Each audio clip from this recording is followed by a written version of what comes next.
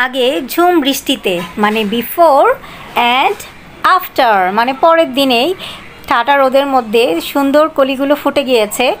খুব সুন্দর দুইটা লাল জবা, আরও অনেকগুলো করে কলি এসেছে। তো আজকে আপনাদের সাথে শেয়ার করব আমার জবা ফুল গাছে আবারও কীভাবে অনেক অনেক করে ফুল ফুটছে, কলিতে ভরে গিয়েছে। টানা 2 মাস ওদেরকে আদর যত্ন করার পর এখন তারা খুবই খুশি, প্রতিনিয়ত ফুল দিয়ে চলেছে। আর এই যে খুবই সুন্দর যে দুটোকে একটু আগে দেখালাম বাইরে ছিল, ওদেরকেই কিন্তু আমি ভিতরে নিয়ে আসছি, যেহেতু আমার জবা ফুলের ডালগুলো সব বাইরের দিকে। তো এই যে এটা হচ্ছে আগে তুলে ফেলার আগে ওই যে বাইরের দিকে, তো এখান থেকে আসলে শ্যুট করতে অসুবিধা হয়, ওদের ছবি তুলতে কোনো কিছু করতেই। আর আজকে যেহেতু টানা রোদ উঠেছে, ভাবলাম কিছুক্ষণ রোদের মধ্যে ওরা একটু শুকক, কারণ কালকে সারাটা দিন ওরা বৃষ্টিতে ভিজেছে। দেখুন রোদের আলোয় কেমন চকচক করছে। আর জবা ফুলের কিন্তু রোদ ভীষণ পছন্দ, রোদ না থাকলে কিন্তু কখনো জবা ফুল ফুটবে না সেই ব্যালকনিতে বা সেই গার্ডেনে। এই কারণে ছাদ বাগানেই জবা বেশি ভালো হয়, মাটিতেও ভালো হয়। তবে আমি আমার ছোট্ট ব্যালকনি গার্ডেনেও জবা করতে পেরেছি। এটা গতকালের ফুটেজ। গতকাল সারা দিন বৃষ্টি ছিল, এই যে এই দুটোকে দেখলাম ভিজে ভিজে টইটুম্বুর হচ্ছে। তো এই কারণে বিফোর আফটার নেওয়ার জন্যই ওদেরকে আমি রেখে দিয়েছি। মেইন গাছটা দেখুন সবগুলো ডাল বাইরে, আর মেইন গাছটা ভিতরের দিকে। এই যে এইখানে বড় একটা টবের ভিতরে মেইন গাছটাকে রেখেছি। এটা লাল রঙের গাছ, মানে লাল জবাটা সবগুলো ডাল বাইরে, ভিতরে শুধু ওর মেইন শিকড় অংশটুকু সহ রয়েছে, বাকি একটা ডালও ভিতরে নাই, সবগুলো ডাল বাইরের দিকে রয়েছে। তার মানে রোদ বৃষ্টি ঝড় তুফান সব কিছু যথেষ্ট পরিমাণে পায়, তাপ আলো বাতাস যে কোনো কিছু। আর একটু স্প্রে করার সময় আমার অসুবিধা হয়, কারণ যখন রোদ থাকে তখন প্রায়শই আমি স্প্রে করে থাকি।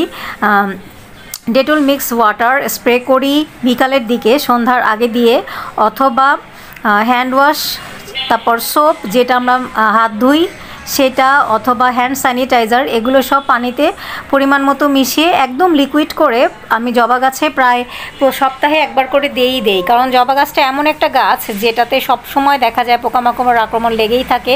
আর টানা বর্ষা চলছে, আপনারা তো জানেন সব জায়গাতেই খুবই বৃষ্টি হচ্ছে, 2 দিন পর পর বৃষ্টি রোদ চলছে।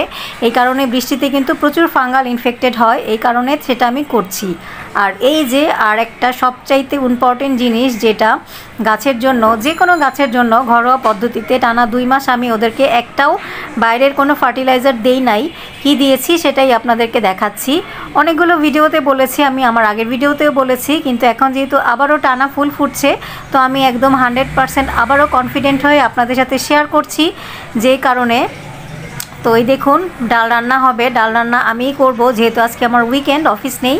সো ডাল রান্না করার সময় আমি এই যে ডালটা ধুয়ে এই ডাল ধোয়া পানিটা আলাদা করে রাখলাম। ডাল ধোয়ার যে পানিটা সেটা কিন্তু খুবই উপকারী গাছেদের জন্য। চাল ধোয়া, ডাল ধোয়া এবং আলুর খোসা ভিজানো, পেঁয়াজের খোসা ভিজানো, কলার খোসা ভিজানো, এইগুলো পানি খুবই খুবই খুবই ভালো উপকার গাছের জন্য। একদম প্রাকৃতিক অর্গানিক ফার্টিলাইজার, গাছের হরলিক্সও বলা যেতে পারে।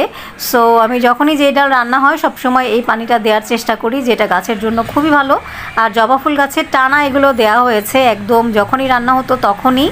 আর প্রতিদিন বা একদিন পরপরই বলতে গেলে আমরা 4 পাতা দিয়েছিলাম চা মিশ্রিত র চা, যেটা রং চা সেটা।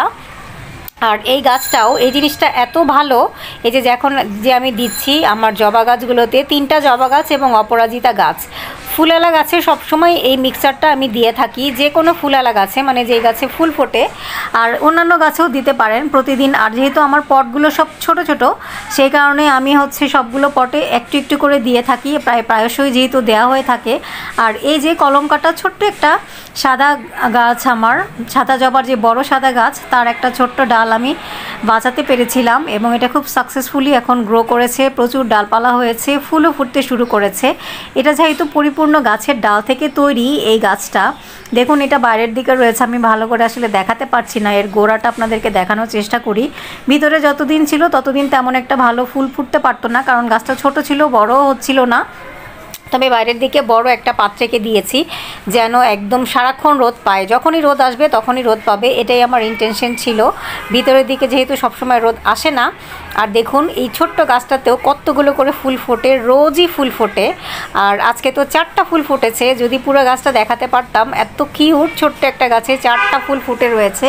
যেদিন না ফোটে সেদিনও একটা ফোটে, ওর ফুল ফোটার কোনো কমতি নেই, ফুল দিয়েই যাচ্ছে। আর এই কারণে আমি ভাবলাম যে আজকে ওদেরকে নিয়ে আসি, ভিতরের দিকে নিয়ে আসি সবগুলোকে, তারপরে আপনাদেরকে দেখাই। আর জবা ফুল গাছে থাকলে কিন্তু কোনো লাভ নাই, গাছ এটা ঝরেই যায়। যেহেতু আমি ভিডিও করি, ফটোগ্রাফি করি, তো দেখা যায় এগুলোকে আমি নিয়ে বিভিন্নভাবে ছবি তুলি, আমার ভালো লাগে। আর ভিডিওর জন্য তো ছবি তুলতে কোনো কথাই নাই, ভিডিও ফুটেজ নেওয়ার জন্য তো আমি যে কোনো কিছু করতে রাজি। আর যাদের ফুল গাছ আছে তারা জানেন ফুল গাছ কত ভালো লাগে। আমি ব্যালকনিতে যখন বসে থাকি, এটা আমার মনের খোরাক, আমাকে খুবই আনন্দ দেয়। আর নিজের হাতে গাছ লাগিয়ে সেই গাছ বড় হয়ে ফুল ফল দেওয়া, উফ, সেটা যে কী আনন্দের, যারা জানে না তারা বুঝতেই পারবে না। একদম ছোট্ট বাচ্চাকে ছোট থেকে বড় করার যেই অভিজ্ঞতা, সেটার আনন্দ কোনো কিছুর সাথেই তুলনা করা যায় না। যারা গাছপালা করেন তারা জানেন, একদম বাচ্চা কাচ্চার মতোই গাছপালা কিন্তু। আর এই যে দেখেন, এই গাছটা 2টো গাছ রয়েছে, সামনের দিকে রয়েছে এই যে অপরাজিতাটাও বেশ হৃষ্টপুষ্ট হয়েছে, যেই কারণে পিছনে জবা গাছটা দেখা যাচ্ছে না।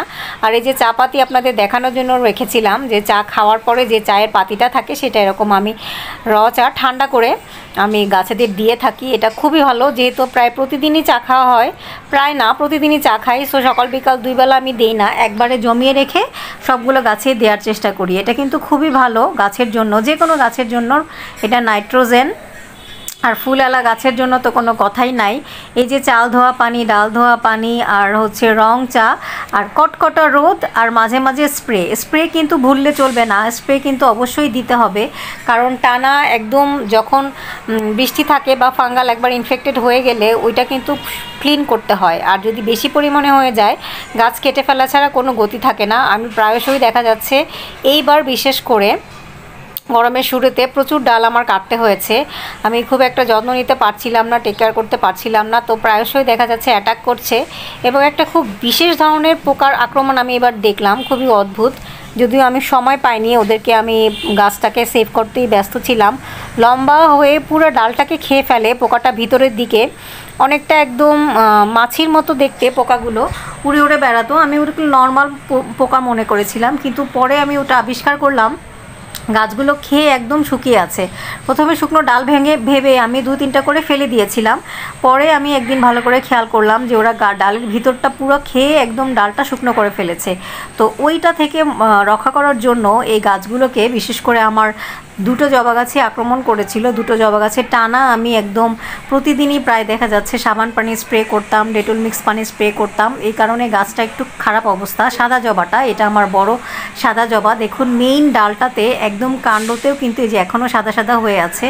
কারণ 1 সপ্তাহের উপরে প্রায় 5 দিন ধরে টানা বৃষ্টি হচ্ছে, কালকে পর্যন্ত। আজকে যেহেতু রোদ উঠেছে, আজকে হয়তো আমি আবার ওদেরকে স্প্রে করে দিব, কারণ বৃষ্টির মধ্যে স্প্রে করে কোনো লাভ নাই। আর এই যে যখন রোদ থাকে, টানা রোদ থাকলেও এই যে সাদা পোকাটা দেখালাম, এই সাদা পোকা এগুলোকে আক্রমণ করে, ডালে থাকে, বিশেষ করে হচ্ছে জবার ডালে কোনো কথা নাই, অন্য গাছে আক্রমণ করুক আর না করুক আমি জানি না কেন, আমি আমার জবাগুলোতে সবসময় এই সাদা পোকাগুলোকে পাই এবং যথারীতি স্প্রে করি। স্প্রে করলে কিছুটা কমে যায়, মাঝে একদম নাই হয়ে যায় না, হয়তো ভালো থাকে 15-20 দিন পরে, আবার যদি ঠান্ডা পড়ে বৃষ্টির সময় আবার পোকা হয়ে যায়।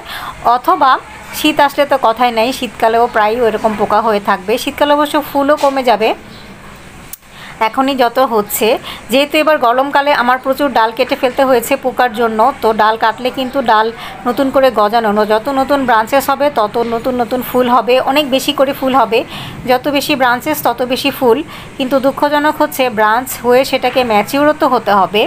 এই কারণে ম্যাচিউর হতে দেখা যাচ্ছে যে আমি প্রায় 2 মাস ফুলের কোনো দেখা পাই নাই, আবারও ফুল শুরু হয়েছে। গত বছর শীতের আগে আমি আমার জবা ফুল নিয়ে ভিডিও তৈরি করেছিলাম, কারণ আমি কখনো নর্মাল ভিডিও বানানোর জন্য শুধু বানাই না, যেগুলো প্রপার আমি জানি, আমি এক্সপিরিয়েন্স করি এবং আমার সঠিক জানা রয়েছে, সেগুলো দিয়েই আমি ভিডিও বানাই। এবং আমার জন্য যেটা অ্যাপ্লিকেবল হয় ব্যালকনি গার্ডেনের ক্ষেত্রে এবং আমার এক্সপিরিয়েন্সে যেটা সত্যি সেটাই আমি আপনাদের সাথে শেয়ার করি। এই কারণে কখনো আমি জাস্ট বানানোর জন্য কখনো কোনো ভিডিও বানাই না। আর এই দেখুন একদম কোনো বাইরের গাছ সার ছাড়াই আমার গাছগুলো কি সুন্দর হৃষ্টপুষ্ট হচ্ছে আর ফুল দিচ্ছে। কে জানে হয়তো জবার আরও অনেক ভিডিও আপনাদের সাথে শেয়ার করব। তবে আজকে এই পর্যন্তই, আশা করছি আপনাদের ভালো লেগেছে এবং এই টিপসগুলো আপনারাও আপনাদের ফুল গাছের ক্ষেত্রে অ্যাপ্লাই করতে পারেন। নট নেসেসারি কি জবা গাছেই শুধু দিতে হবে, যে কোনো গাছেই আপনারা দিতে পারেন। বিশেষ করে এই ঘরোয়া পদ্ধতিগুলো, ঘরোয়া এই টিপসগুলো প্রপার আমি শ্যুট করেছি। কি আমি দিয়ে থাকি এই নিয়ে আমার প্রপার ভিডিও আছে আমার চ্যানেলে, যদি চেক আউট করেন দেখতে পাবেন। আর জবা গাছের কলম কাটা বা জবা গাছের ডাল থেকে হরহামেশা আমি তৈরি করতে পারি নাই, যে কারণে এটা আমি তেমন একটা দেখাইও নাই। আমার এক্সপিরিয়েন্সে আমি আসলে সফল হই নাই। এই ছিল আজকের জবা নিয়ে অনেক কথোপকথন। আশা করছি আপনাদের ভালো লেগেছে। সবাই ভালো থাকবেন, সুস্থ থাকবেন। Happy gardening.